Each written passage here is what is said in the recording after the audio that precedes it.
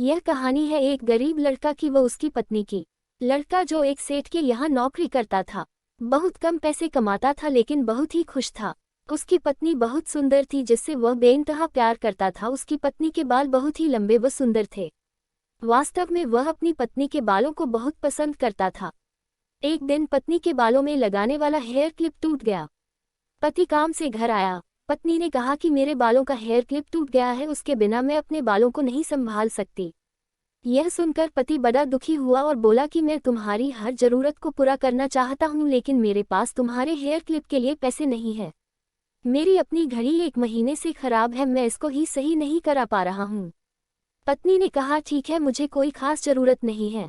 अगले दिन पति काम पर जा रहा था लेकिन उसके मन में वही बात चल रही कि मेरी पत्नी ने पहली बार मुझसे किसी चीज़ की कहा था लेकिन मैं उसको भी पूरा नहीं कर पाया।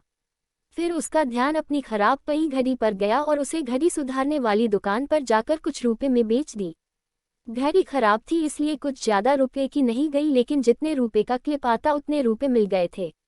वो क्लिप की दुकान पर गया और जैसा उसकी पत्नी का क्लिप था वैसा ही लेकर आ गया।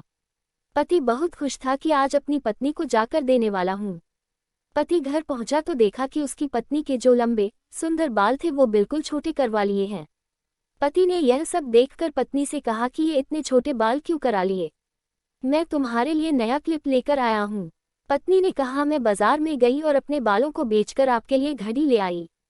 ये सुनकर दोनों की आंखों में आंसू आ गए और दोनों गले लगकर रोने लगे। यह छोटी सी कहानी हमें यह सिखाती है कि कोई भी कार्य हो अगर हम उसे पूरे मन से करते हैं तो वह जरूर पूरा होता है। हम जब भी किसी कार्य को अपने पूरे मन से नहीं करते हैं तो वो ठीक से नहीं हो पाता है।